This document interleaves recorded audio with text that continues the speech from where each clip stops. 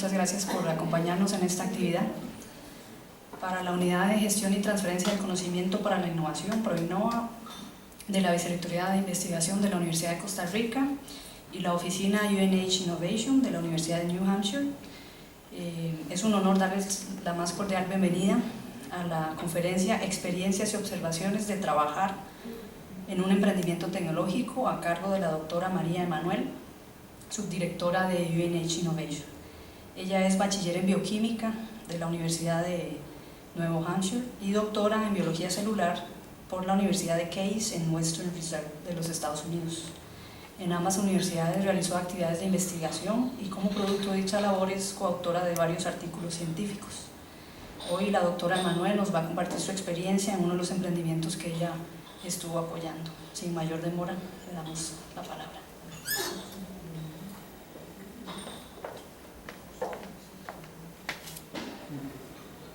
Buenos dias, good morning, and thank you very much for attending today, and thank you to ProInnova for having me here. So today I wanted to share with you my experiences about working for a startup company, and it's really my personal observations, what happened during my time with them, and where I was able to use those experiences when I entered into my next career. So I want to give you the story first, and then we can talk about some of the details of it. It starts when I was in graduate school, and I studied cell biology. It was a 6-year program. I liked most of it, but not all of it. I was very excited when I finally defended and graduated, and that's me, the happy person on the right. But along the way, I realized that I did not like being a research scientist. It was not the career I wanted. And that was very difficult because I was investing a lot of time and energy into it. But I thought that these pictures summarized how I was feeling. I was a survivor of the program, glad to be done, PH finished. And so when I left graduate school, the question was, what comes next? If I don't want to be a research scientist, what do I do with that background? And I thought what interested me was where business and science intersect. How does something that happens in the laboratory become a business opportunity?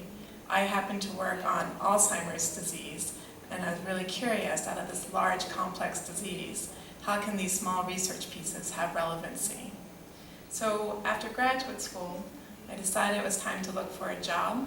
I think I was in a position of being overeducated and underqualified, because I did not have much business experience and I had an advanced degree. But I was able to find a few opportunities, and the one that I went with was a startup company. So I had the excitement of starting a new job, of using some elements of my scientific experience, but now in an environment of business and business development. And I went to work for a great company. I was really excited about the opportunity.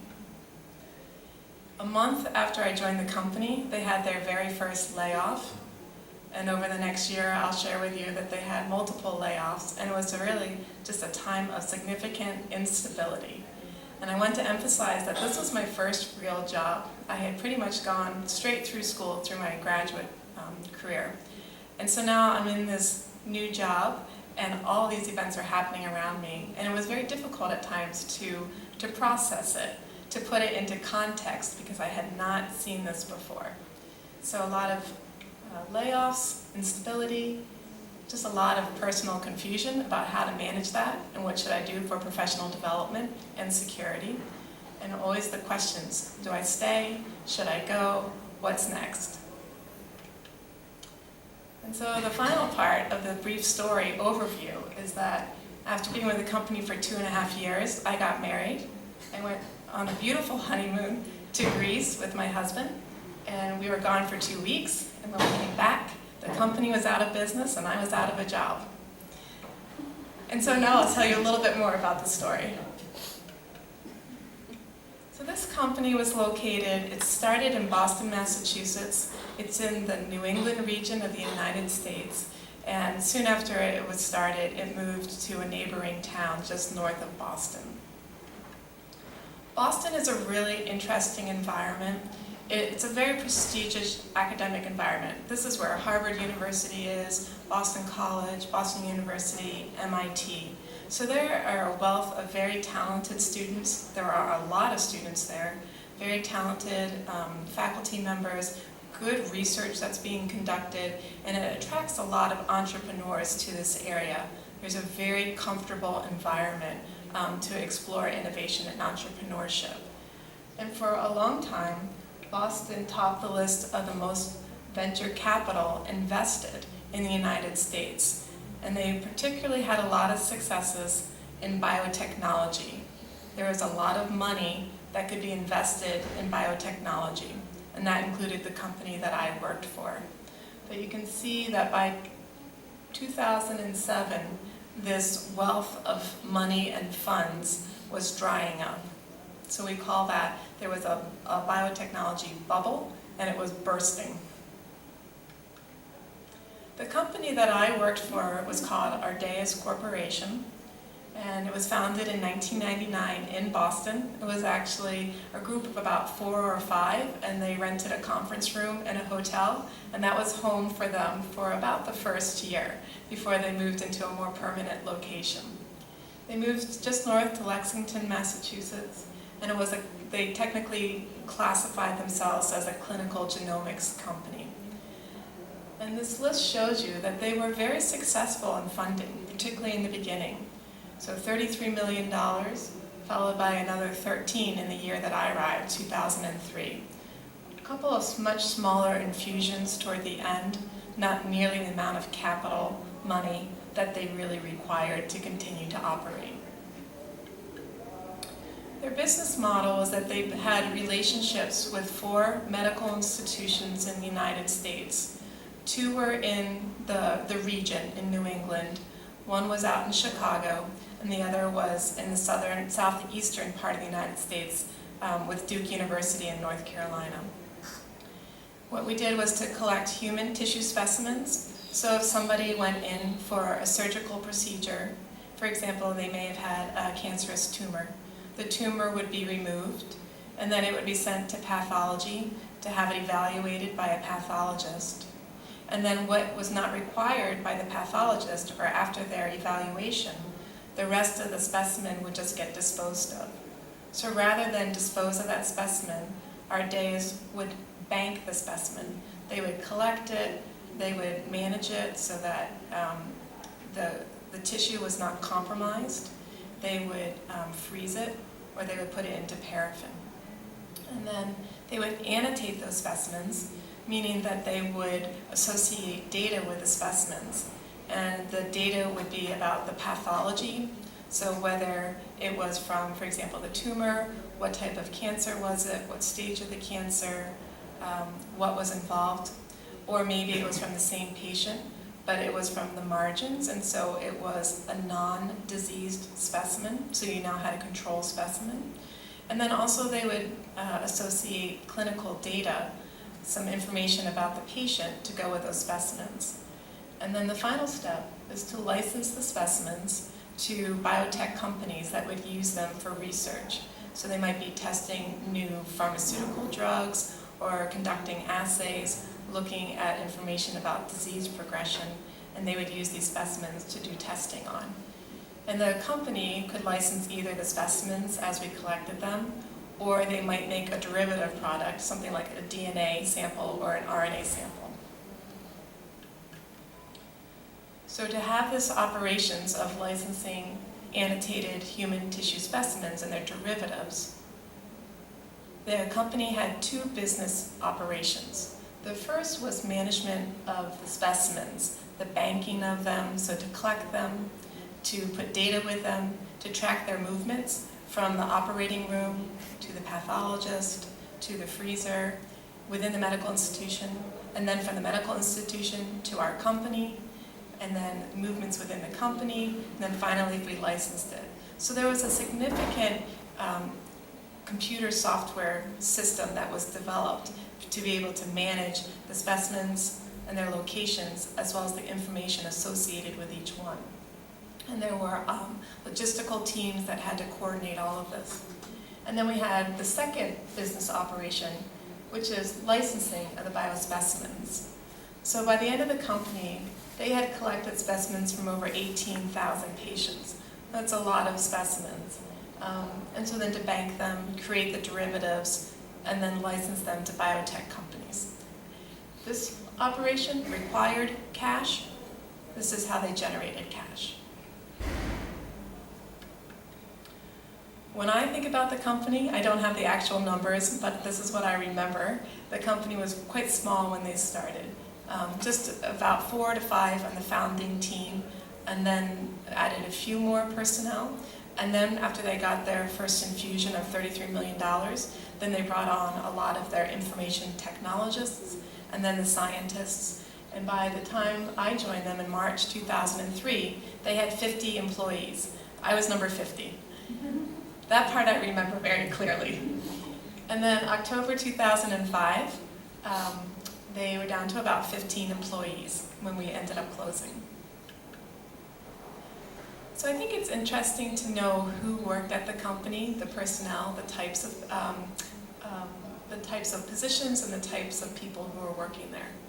So the founders, I wanted to note, had a lot of scientific experience, which is really a critical component of the operations.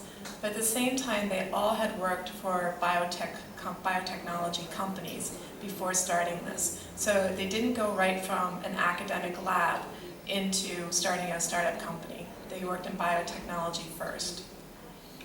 In the biorepository side, which relates to the management of the specimens, at the medical institutions, we had large teams that consisted of at least one medical doctor, an MD, nurses, and a banking staff. We had logistics team to coordinate and manage all the elements of the biorepository, and a significant team of information technologists, IT folks, who were responsible for creating the software to manage the specimens. On the licensing side, so this is licensing the samples to biotech companies, we had the scientific staff who was in the laboratory creating the derivative works like DNA. And then we had marketing and sales who were responsible for selling the opportunities. There were business development teams, small teams, human resources, legal counsel, and financials and accounting. So when I joined the company in 2003, they really were a full-fledged, we had a permanent location, we did all of our own services, we had a well-rounded team. I wanted to come back to the scientifically trained staff because they operated in various capacities. And one of the strengths about this setup is that it allowed for good communication about the core of the business, the science behind it. So scientists were founders, they were the business development team, some were in management, IT, sales support, and the derivative services, creating the DNA in the lab. And we came from medicine, life sciences, and computer sciences predominantly. One thing that surprised me when I joined the company, I always thought about startup companies as being those, they've just come out of college or the university, they are, say, 24 to 28, they're working 24 hours a day, 7 days a week, and what I found was that that was not the case at all. This was a company of personnel who ranged in ages from some who had just come out of college or graduate school, like me, to others who this would probably be the last company they were going to work for before they retired.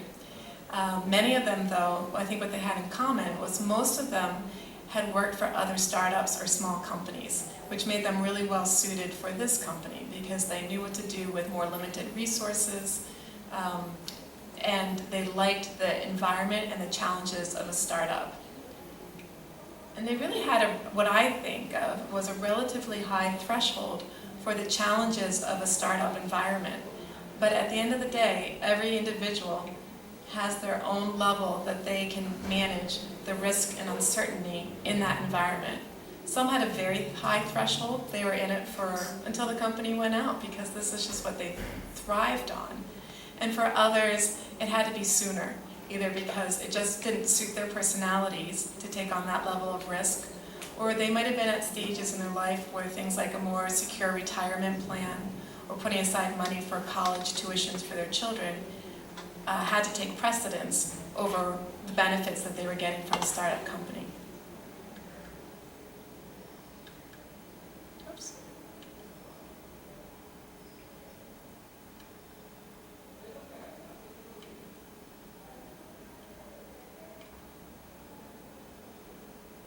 Am I going backwards?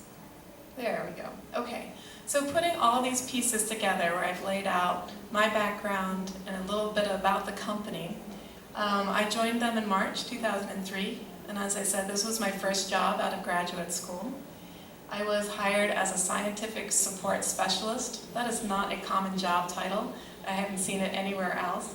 But what I did was I was in the marketing and sales department, and I supported the sales representatives because the customers were PhDs, PhD scientists, or medical doctors, and they don't like to talk to salespeople, even if they knew what they were talking about. They wanted to talk to other scientists, so that's what I did. We were 50 employees. I remember one thing that was kind of fun about the company was that they had a catered lunch, free lunch every day, snacks and coffee and beverages for all the employees.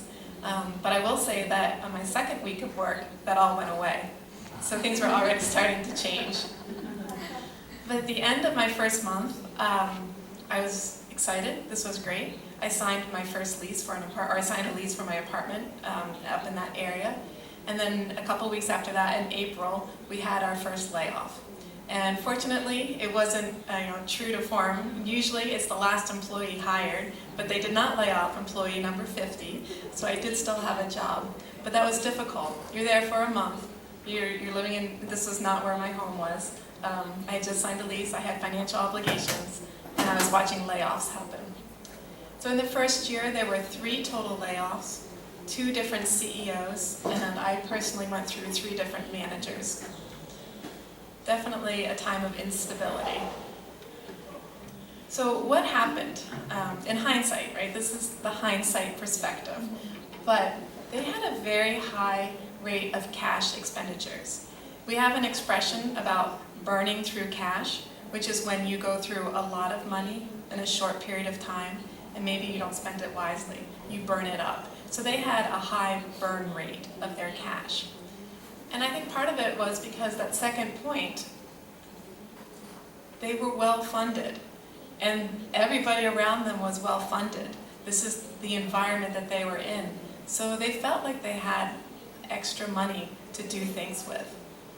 They also had just a very expensive model for how they acquired their biospecimens and how they annotated it. They had to pay these teams at each medical institution, so that's 4 medical institutions, and then they had to also pay for pathologists that worked at the company to annotate the samples, and then all the steps in between. So that was it took a lot of money to be able to acquire the sample that they would then sell. There was challenges of growing a company in a pretty short period of time. You have this balance where you can hire more inexperienced personnel, and they might be very talented, but the lack of experiences means that it could take them longer to get you the products that you needed. For example, that comprehensive software system that had to be developed. Or you can pay them less money because they're more inexperienced. Or you can hire more experienced personnel who can develop your product faster, but you have to have more money up front to pay them and to get them to come to your company and to retain them. So that's another significant expense. And they had that non-critical spending, those catered lunches for 50 employees every day. That's a lot of money. It was enjoyed, but it was a lot of money. And finally, I think you really have to point out, again, this is hindsight, but it took us a long time to realize that we had potentially 2 products. One was the specimens, what they had intended to do all along, which was to acquire the specimens and then to license them. But the second product was what they called the Ardeus system, which was the bioinformatics and the software tools to manage a repository. And this is significant because it was probably about 12 to 16 months when they realized they had 2 potential products before they really decided what they were going to do. How were they going to either pursue both or decide between them? So that's a long period of time to just inch along with both products and not really invest a lot of resources in one opportunity that might be able to generate enough revenue to support the second opportunity. So a little bit more about those products. The repository, as I mentioned, was this diverse, large collection of tissue specimens. And by the end of the company in 2005, we had about 130,000 specimens still in the repository that could be licensed. And in an unaudited revenue projection, we said in 2004 that that biorepository was worth almost $4 million. On the other hand, they had something called the Ardea system, which was the biospecimen management system, as well as all the SOPs, which are standard operating procedures, to set up your own biorepositories system. And so they established late in the game a goal of licensing that system so that other research enterprises could do it themselves rather than come to us to acquire the specimens. They wanted to do it in-house. A side note here is this is about the time in the United States where there was a big settlement for the tobacco industry to various states for misleading consumers about the risks of cigarettes and other tobacco products. So some of the states were deciding to use some of that settlement money to invest and develop these biorepositories. And it was that event that helped Ardeas to think about, did we have this second business? But it really wasn't something that they were prepared for, so it took them a long time to evaluate whether or not they really wanted to go that route. Another thing when I think about what happened to the company is the culture.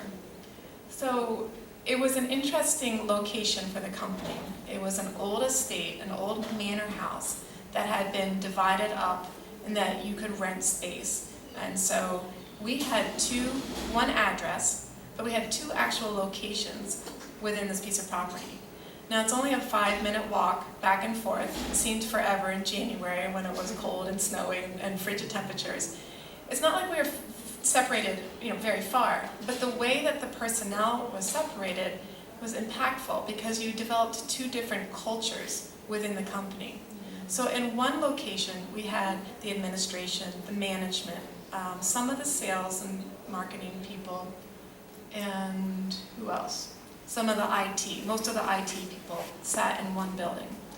And then the other folks, we might say were the ones who were kind of getting their hands dirty because they were physically working with the specimens. We were in a second location. So that was everybody in the laboratory. It was all the logistics personnel. Operations were there, and the remainder of sales, so myself and a colleague that had the same type of position.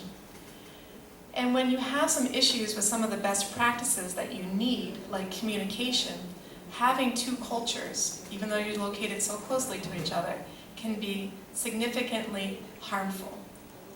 Because unless you manage your communications and you get everybody synchronized with each other, it's very difficult to manage expectations, to address concerns as people realize the company is struggling financially, and to make sure that you are aligned with the goals of each group. There were other best practices that I thought, again in hindsight, that the company didn't invest in. I understand they had a lot they were trying to do, but they impacted the personnel. And so it was things like not doing performance reviews. This is not my favorite part of my job whatsoever. It's something that everybody dreads, but it's a really important time when people find out, well, hopefully you're having this conversation anyways, but are you all aligned with the goals? Do you know what you're trying to do and how that fits with the company goals? Not having that feedback mechanism meant that you just were guessing. You think you were doing the right thing, but maybe you could have had improvements. And then incentives. A startup company is a challenging environment, and you need to reward your personnel for taking on that risk with you. And in exchange, they're going to give your best performance. And when Ardeas tended to throw out their incentives was when you were about ready to leave. and that's pretty late to bring somebody back in physically and emotionally to the company. So what happened next? In March of 2005, we had actually done a deal with a company called Cytomics. It was a British company, and they acquired all of the specimens, those 130,000 specimens. They moved into our location with their personnel. They kept our staff who were related to providing services, and they continued to operate that as well as their original parent business. The rest of us we're working now, finally, on trying to sell our SOPs and how to help others set up their own biorepositories. So we had transitioned to that. When I left to get married, there was a request to our board of directors for a bridge loan, which would be additional cash to see us through to the end of the year, and hopefully a little bit into 2006. So I got married on Sunday, October 16th, and the board meeting was, I think, Tuesday, October 18th. And instead of the board saying yes, and this had been discussed before, this wasn't a new topic for the agenda, but at the last minute they said, you know what, no, we're done. We're done putting cash in. We don't think we have lost confidence. So they closed the company down that day instead. And when I came back 2 weeks later, my cell phone had all these messages on it saying, I just wanted to see if you're okay, just checking in, I heard the news. And I turned to my husband and I said, I think something has happened. Little did I know, I was out of work. A few of the companies, a few of the employees went on to launch a spin-out company, which really was about the biorepository management tools. And that kind of limped along. It really didn't gain a lot of traction. And then finally, a subset of them went on to, they started another company that still exists today. And they actually bank teeth so that you have stem cell banks. So they were able to apply those tools, but most of us dispersed. So when I look professionally at this trajectory, what happened, I was with the company for 2.5 years, and I said, multiple CEOs and directors. There were three layoffs, as well as a lot of voluntary employee turnover, as employees just said, I don't want this risk anymore. I'm going to get out while I can go look for a job instead of having to look for a job. And I had 3 different positions. I started off in marketing and sales. I went to business development as a scientific liaison. And then I ended up as the director of marketing and sales. I mean, what marketing experience did I have? But I was still there. And out of everybody there, I had the most marketing experience. So that was my job title. And in a short period of time, I really did have increased responsibilities out of necessity because there was a lot to do with fewer and fewer people. Personally, though, when I started at the company, there's a lot of, I enjoyed it. I worked with a great team. It was a really exciting time. I had a lot of satisfaction. And then by the end, I was done. I was just worn out from all of the questions that were raised and the significant instability. And I came to this question every day, what should I do next? Do I stay with the company and take on yet another new position? That's a good opportunity for somebody who is worried about being overeducated and underqualified to work in business. So that was a plus. Do I leave, take a new position elsewhere? Well, I was still worried because I had just reached the 2-year mark, essentially. And when you look for a job, they want that magical 1 to 3 years of experience. And if I was just barely hitting 2 years, would I be in any stronger of a position for the next job that I was looking for? And do I just stay with the company and see what happens? Maybe something will happen in a good way. But ultimately, something didn't really happen in a good way. They went out of business. And when I came back, got the news, they gave me a morning to come in and pick up my stuff. And when I started thinking about it, it was such a range of emotions. I mean, you're sad. This is something I'd spent a lot of time trying to help. You know, I thought that I had a role in their success. And so when something isn't successful, and there's a personal element to that. And you know, I was kind of hurt about it because you do take that personally. Why did it not work out? You know, why do I not have a job to go back to? I was resentful. Before I left for my honeymoon, I had asked the CEO, who was my boss, to take 3 weeks, and he had said, no, you need to only take 2 weeks and come back. And so that's a little frustrating to have come back for not good news. So I was definitely a little resentful about that. And then I was relieved. Somebody else had made the decision. I didn't have to agonize any longer. Should I stay? What would that be like? Would it help me professionally if I left? Would it help me professionally if I stayed? Those questions were done. So 3 months later, I started a new position. During that time, I did a little recuperating. I looked for new jobs. I had moved. I was no longer living in Massachusetts. I now lived in New Hampshire, which is the state just north of Massachusetts. It's much smaller. There's not nearly as many opportunities for somebody who didn't want to be a research scientist. So I was a little concerned. I had a job offer for another company, and I turned it down. It would have involved commuting about an hour to an hour and a half, which I feel really guilty saying here, because I know that's the reality for many of you with your commutes, but I didn't want to take on that commute. And I thought I was getting back into a similar situation. The company was a little more stable, but I didn't know how much more stable it was, and I wasn't ready to jump into another startup. Fortunately, there's a position that opened up at the University of New Hampshire, and instead of an hour and a half, I was going to be commuting 20 to 25 minutes. And in a company, I worked for Ardeas, which was founded in 1999. I was now going to go work at the University of New Hampshire, which was founded in 1866. There's a slight difference there. So I went to work for a group called UNHInnovation. They had a different title at the time. They're very comparable to Pronova. I started as the licensing manager, and we focused on intellectual asset management. And the reason I was hired, because again I had zero experience in that career path, but the reason they hired me was, I said, I had an advanced degree in science. That's something that you can't really teach somebody, but you need it in that position to be able to communicate with their scientists. I had business experience. Not only that, I had business experience in a startup company.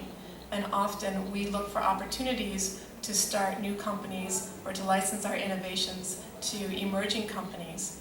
So I can appreciate the culture, the environment, and some of the resources required. And I had no legal background whatsoever, but they thought maybe I could learn that on the side. And I think 10 years later, I'm still learning, but that's been a really exciting part of the position. At the end of the day, I had this. I was working for a startup company again, but now I was within the stable structure of the university. And Mauricio had asked me this question, and I've been thinking about it. Would I work for another startup?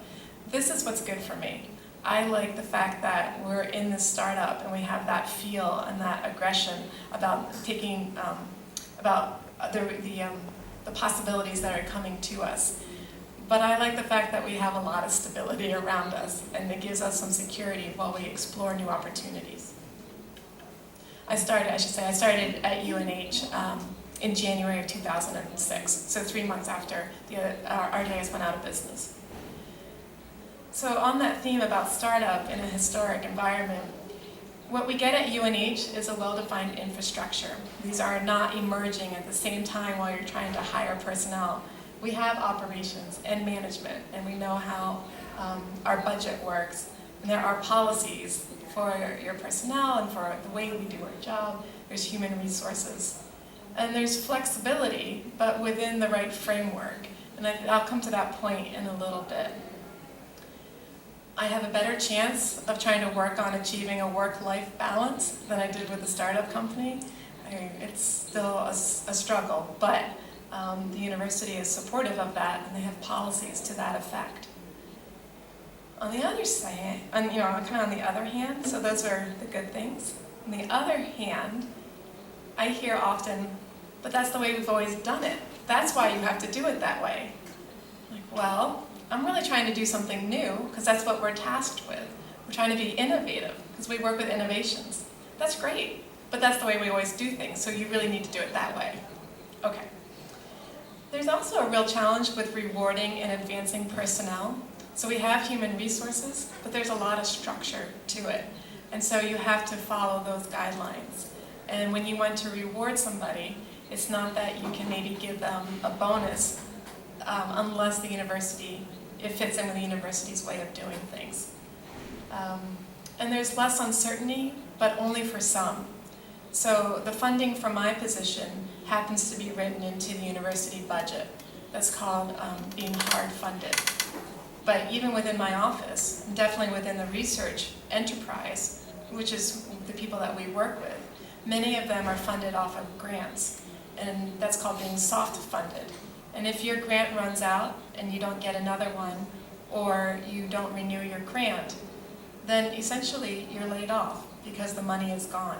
And so even though we're within this university framework, we still have many who have to think like entrepreneurs and as if they were in a startup company themselves. So to conclude, when I think about, what did I learn and what are some observations about a startup environment, and just purely from my experiences, one of the most amazing opportunities in a startup is this chance to have experiences and to develop skills in a really short period of time. And I don't think you would necessarily be able to have that if you worked for a larger, more structured company. There are exceptions to that, but in general. It's also easier to know the impact of your role because there is a lot of visibility to the company itself and what's going on. So you can see what you do, how that plays into the bigger picture. There's fewer silos, and silos is an agricultural term. It's where you store seeds and feed. But we use that when we talk about business as well, where you can be siloed in that you might only be working in one direction, or you're only working within your department, and you're not looking to see what's going on in other departments, and how do you work with each other. You don't have an interdisciplinary effect. In a startup company, I found that there were fewer silos, among other reasons, because there are fewer people, and so you're going to run into most people at some point over the course of a week, and you have conversations. As well, each department did not have a lot of resources, so you would share resources back and forth, and that forced you to work together. And artificially inflated rewards are not always transferable, but they're still very important.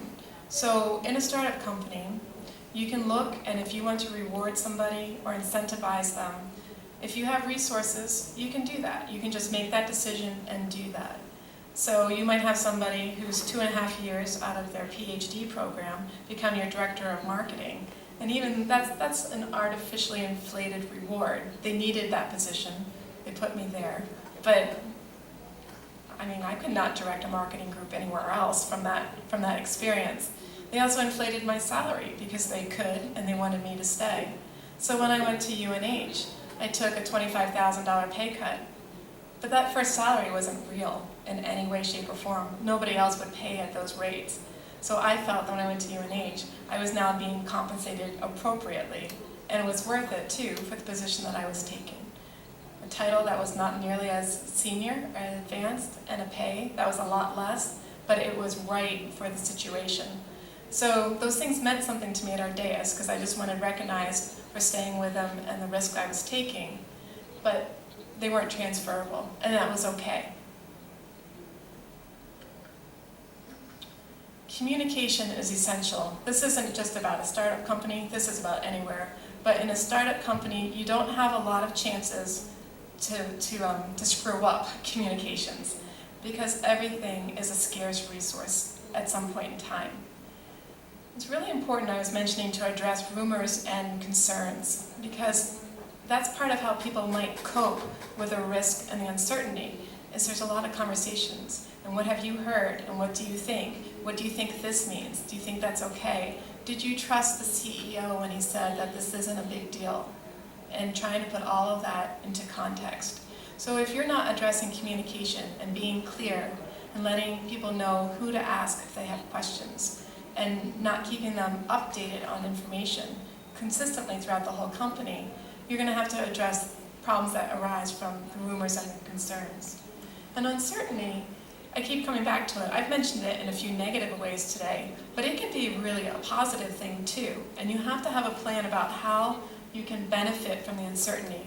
That might be what motivates people, what excites them, what encourages them to take on new challenges or to try something differently. Because that uncertainty allows them that freedom to have some flexibility. But you have to communicate that they should view uncertainty as something to benefit from and that it's not something negative.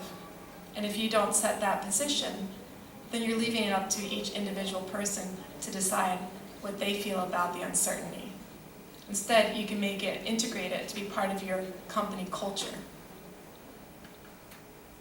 And personally, I realized I only have a medium threshold for risk. And for me, a lot of that is influenced by life. So when I joined Ardeas, I really had minimal financial obligations. I could take on that risk, and I was single and working the crazy hours that I worked. Just felt like an extension of graduate school, and I was up for it. That was okay. But now I'm married and I have a family, and we have mortgage payments and car payments, and we're putting aside money for college tuitions. And I'm not nearly as interested in the risk as I am in something that has, it's less money, but it's stable, and I know that I can plan. And that's what has become important to me, for a personal goal. Something I took away from Ardeas, which I think is just such an important message, and it's not a brilliant message, it was just one that I had to live to realize. It is really important to know what the impact of your responsibilities are. And if they're not made clear to you, it's my job to seek it out. And that's how I perform at my best, when I know that I align with the goals of the office. And Ardeas allowed me to see if I didn't do something, this could be the net effect. It was very clear. Not as clear maybe in what I do now, but I know that inherently. And flexibility. When you're in the right environment, being given the chance to be flexible about how to solve a problem or explore a new opportunity it's very motivating. You have good chances for high reward. And if it doesn't work out, then you have got a good infrastructure to help eliminate some of the maybe dire consequences of it. But if you have flexibility in the wrong environment, where nobody is checking in on what you're doing, you're not coordinating your efforts with these larger goals, you're not even coordinating with the person next to you, that flexibility can be really devastating, because you could have people going off in so many different directions, and at the end of the day, they don't help advance everybody together. They only help advance one person or one department, but not the whole group. And in the end, and this was very hard for me, it was just a job. And so even though I had invested a lot of time, a lot of energy, a lot of emotions to stay with that company, at the end they didn't owe anything to me, and I was laid off with everybody else. And so my personality, I like to invest into it, because I'm going to spend a lot of hours at work. I'd like to feel personally rewarded from it. But at the end of the day, it still is just a job, and I have other people that I'm accountable to, and I have other responsibilities. And you have to be able to package that. And so one of the hardest things for me working with a startup was the personal investment I had and to not see it through to success. But it's one of the strongest lessons that I think I take to my new position. This is just a job. And there's things that you have to do to make it the best job possible, but you still have to be able to go home at the end of the day. So the net result, working for a very volatile startup company, doing it right out of graduate school without context about how to process all of those events as well as all of the emotions, and then taking those skills and them being an important part of why I got hired for this next job that I really love and I've been doing for 10 years would make me a very satisfied, happy person about it. But I don't think I could do what I'm doing now as well as I do it if I hadn't had that experience. It was absolutely integrated into my current position. So that's all that I had. I want to thank you very much for your attention, and if you have any questions, I'm happy to answer them. And I've listed my contact information there as well, if you would ever want to get in touch with me. Thank you.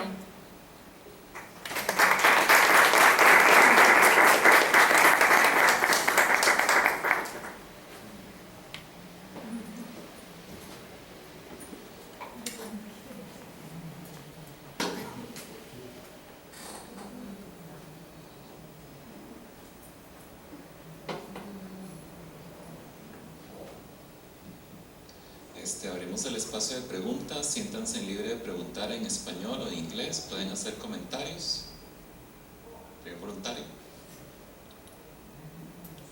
¿Puedes preguntar en español?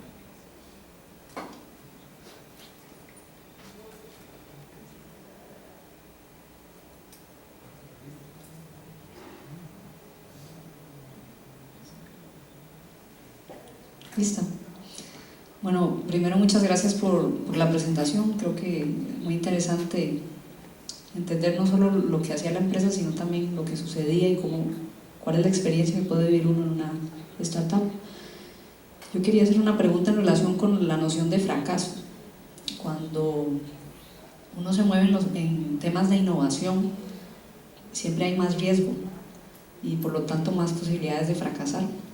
Y se habla muchísimo del impacto que puede tener la cultura de un país o una región en promover innovación relacionada precisamente con esa noción de fracaso.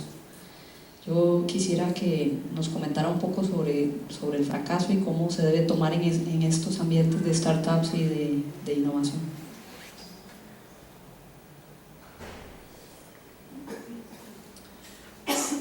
Risk and failure is such a fascinating topic because there's a personal component. Those who can maybe take on the more challenging innovations are those who might have a higher threshold for risk. But it doesn't mean that others can't be involved with it as well. And at the end of the day, you can saturate your ability to tolerate risk, which means that you have difficulty getting any further with your innovation. And I look there to look at infrastructure and resources that can help support the risk. You have to have somebody, I think, who personally is motivated by it and they are willing to accept that a failure is also a success because you can learn immense amounts of information about what to do differently. So that's one element. A failure is also a success. If the person doesn't believe that, it's really going to be hard for them to ever do anything because they're going to be scared of the failure and feel like that's the end of the line and there's nothing more to do. And the second component is what are resources or infrastructure that can help mitigate the risk.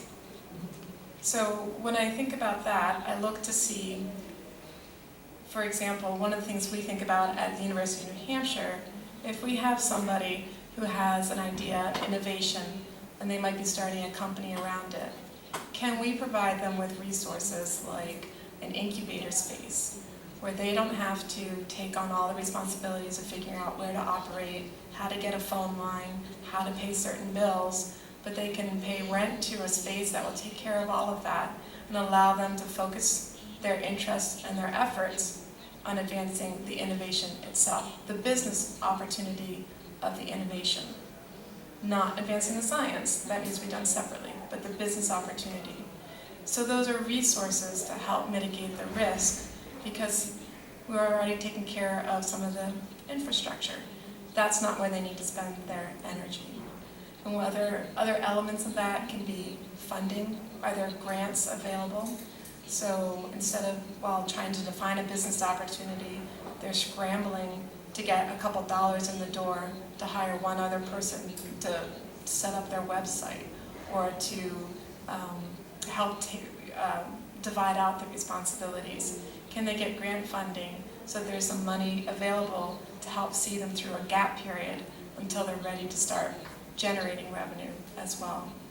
So the personal component, I don't know if you can train somebody to be interested and to find risk rewarding. I think it's inherent to people, but I think you can help train people to do entrepreneurship and advancing innovations. You can train them on certain tasks and how to do those well and efficiently. So what is the personal level of the person who's involved? That's redundant. What are the characteristics and the personality of the person who's driving the advancement of the innovation? And then what resources can be allocated to help them manage that risk so that their energies are directed toward the right input and not distracted by other things that they can benefit from others. Does that make sense?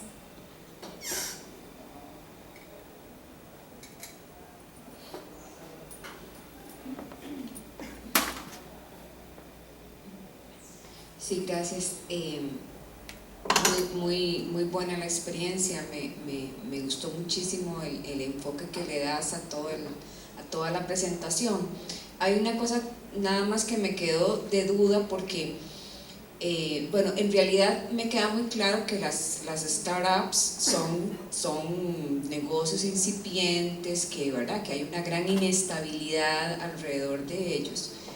Pero yo no pude determinar si es que era porque el negocio en sí, digamos, no era bueno o porque no estaba bien manejado, ¿verdad? Porque, digamos, sería una gran diferencia. Me llama la atención que prácticamente eso tiene que ver con que te fuiste tranquila, o sea, no era tanta la inestabilidad como para pensar que se iba a cerrar la compañía.